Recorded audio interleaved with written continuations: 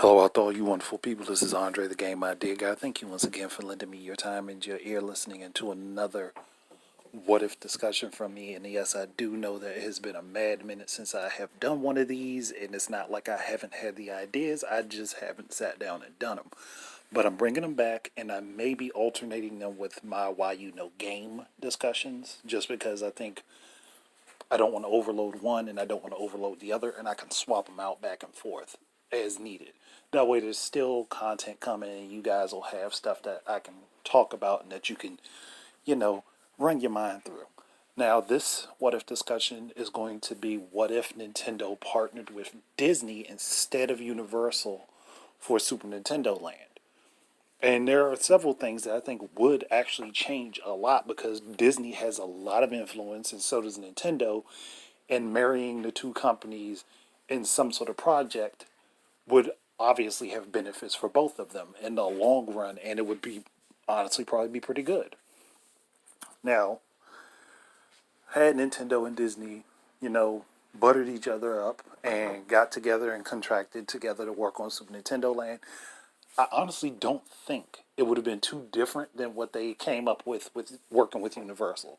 To be fully honest, I mean, yeah, maybe there'd be some attractions that wouldn't be the same, but I do think in its overall concept, the whole park and what they're trying to initiate with it would still work out how it was already planned. Because I believe Nintendo did have a heavy hand in influencing how that park went, since it's representative of all of their characters and their franchises. So they weren't going to let it be something where they just let someone else take the reins with it, and they're not going to give input. There's no way that they were letting that happen. Secondly, I think that some of the animosity that Disney had towards Nintendo would have cooled, and we would have seen more Disney stuff end up on a Nintendo Switch. Like, there are games that quite obviously could have been put on this system that never made it on there. Like, the Kingdom Hearts games. All of them could have been put on the Switch. They could have put the collections on the Switch, and they could have put 3 on the Switch. There's no excuse for that. And yeah, people will be like, well, you got the little rhythm-based game. Yeah, but that's on everything. And this was more like we're just throwing the bone to Nintendo because we can. It honestly, that was more of an insult than anything else. Secondly, there'll probably be more Marvel-based games on the Nintendo Switch. And yeah, we got Marvel Ultimate Alliance 3, but that probably would have got a much bigger push had Nintendo and Disney been working things out together. You never know. There might have been some other exclusive Nintendo games that are based on Marvel Universe or possibly even stuff that came from Star Wars. I do think that if Disney was in talks with Nintendo, EA would have done more to consider creating Star Wars content for the Switch. There's no ifs, ands, or buts about that because Nintendo and Disney would have had a decent relationship working with each other, and Disney owns all of the licensing rights to Star Wars. So I don't think that EA would have been so ignorant and gone and ignored the Nintendo Switch for that. Hell, it might have even bled into them putting the Mass Effect Legendary trilogy on the Switch because, okay, hey, we've already got a working relationship with them through Disney, and this game is highly popular. The series is highly popular, and the full series has never been on a Nintendo platform, so yeah, let's go ahead and do that. They should still do it, but I'm just saying that might have bled into it. And who's to say that they might not have gone back and taken all the older Star Wars games that were on the SNES and gone ahead and remastered them and put them back out on the Switch as a complete collection. Call it the original trilogy collection of those games. Would have been a smart move. Again, because Disney and Nintendo would have been working together, EA probably would have been like, okay, we can put teams on this and see if we can redevelop it with the mechanics being slightly altered, maybe some quality of life changes, make the game possibly cel shaded because it's not like there isn't a Star Wars comic book. There are Star Wars comic books, and they could base the character designs off of some of that. Not completely, because sometimes I've seen the pictures of some of the stuff. Some of the artwork doesn't look so great. But again, if Nintendo has a hand in it, it might be better.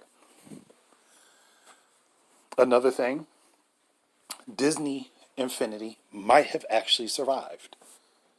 If Nintendo and Disney worked together, Disney Infinity as a game might have actually survived. And it probably came out on the Switch, and it would have had amiibo functionality to import Nintendo characters and Nintendo IP assets into the game. And I do think that that could have happened had Nintendo and Disney partnered up. It probably would have been dropped from other platforms, and yeah, we would have got Disney Infinity 4.0 exclusive to the Nintendo Switch. Like I can see it happening, and I know somebody's gonna be like, "Well, how would you make that assumption?" Well, if Nintendo and Disney were working together on it, and Nintendo said, "Hey, we can throw in some Mario assets, and you could have Mario, Luigi, Donkey Kong, Peach, and the host of different Mario characters put into their own little biome like they did with what Disney Infinity was doing in the first place," it could have happened. And we could have also seen stuff for Legend of Zelda, maybe some stuff for Metroid, for F-Zero. Again, a bunch of different franchise brands under Nintendo's wing would have been crossing over with the stuff from Sega. I'm not Sega, Disney. And it probably would have worked out very well. Again, this is just me speculating. I know it doesn't make sense to everybody, but if you see the partnership working and they're building all this stuff together, they make mad money off of it. They make a lot of money off of this. And there are no questions in my mind that if they did that, it would be great. You could see a Brave Zelda crossover, which would be awesome. You could see, obviously, you see Mario crossover with, like, Mickey Mouse. Gosh, there's so much stuff to think about. But, again, it's just stuff that could work together. And I do think, like, heck, you could see a Star Fox crossover with the current Big Hero 6, the one that they did the 3D animated movie for. Again, could have happened. There's a lot of stuff that would have just meshed very well together. And I think that them taking the time to do it would have been great. So what else would I be... What else will we possibly be seeing? Because we've covered the Star Wars angle. We've covered the Marvel character angle and stuff like that. We did the main line Disney angle and Nintendo. And hell, we may have actually seen some Disney character amiibo separate of the Disney Infinity statues that they had. And I think it would have been awesome. It just, again, looking toward what they could have done with it, it would have been great. And they could have mixed that functionality in with those characters with Kingdom Hearts. Heck, you could have had amiibo functionality for Kingdom Hearts 3 that would include the Master Sword or the Master Key Blade into the game. Like, you could have had a Mario themed Keyblade that has a fire flower on it. Again, it's just that there's more content options that they would have had. And also, again, the relationship with EA would have become a closer bond because of it. It would have made no sense for EA to put out a bunch of stuff that they were going to neglect putting on the Nintendo Switch, knowing that they had a great relationship with Disney and Disney holds ties to a lot of the bigger stuff that they work on. It would have been no way to avoid it. So they probably would have wholesale threw themselves into putting more stuff on the Nintendo Switch. Yeah, certain things would have been altered a little bit, like with different Madden and NBA Live and UFC and stuff like that. It may have been modified to work better on the Switch, but it would have still been available, is all I'm saying. There would have been no reason to avoid it. And stuff that, like, older games and older series that they have, like Crisis, probably would have been moved over. So, again, much more to think about. It kind of like if you were to think about this, if you went back and listened to my what if on if Nintendo and EA actually had an unprecedented partnership, it's sort of like that, because the Disney connection would kind of force it to happen.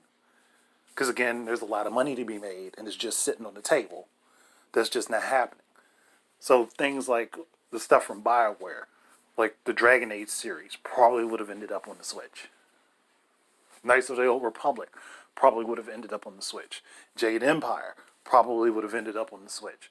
Because it's not like it's going to take them that much work to port, especially not Jade Empire and Knights of the Old Republic 1 and 2. It wouldn't take them much work to get those moved over to the Switch. Now, I would hope that they would do updates to those games, make them better than what they were before. But if we were talking about just a straight port, it wouldn't make much sense for them to not do it. And it's not like they haven't put Jedi Knight Academy on there. So the options are there. There's more availability, more wiggle room. And honestly, when it comes down to the Star Wars content, I think Disney would have financed it to happen. They themselves might have financed it to happen, especially since they've done the turnaround on how they approach Star Wars because of how the last few movies went. So I could see them taking the time to do it. Heck, they could go back and do the old Rogue Squadron games over again and put them on the Switch. Instead of giving the Switch squadrons, they could have taken the old Rogue Squadron games and put them on the Switch for people to be able to play. And I don't think too many people would have complained about that. It's just another option of stuff to play. And who's to say, yeah, again, going with the Disney Infinity thing, and I should have thought about this in the first place, having Star Wars and Star Fox crossover with each other in Disney Infinity. Or have Donkey Kong crossing over with Shrek. Again, a lot of possibilities, a lot of things that could have been fun, a lot of things that they could have just put a lot of effort into.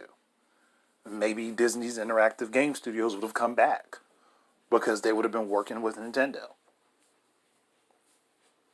Again, I'm just saying, there's a lot of stuff that they could have done. And we would see all of these games have some sort of integration with Disney's theme parks and with Nintendo's Super Nintendo World or Land or whichever one they called it. Again, me forgetting. But they would have had interaction with the stuff with the Nintendo Switch. So this type of partnership would have opened up a lot of doors for so much stuff to happen. And you could have seen Pokemon end up in Disney World and Disneyland and on a bunch of different Disney products to kind of show them off. And hell, maybe they would have even had a Splatoon themed water slide or something in Disney's parks.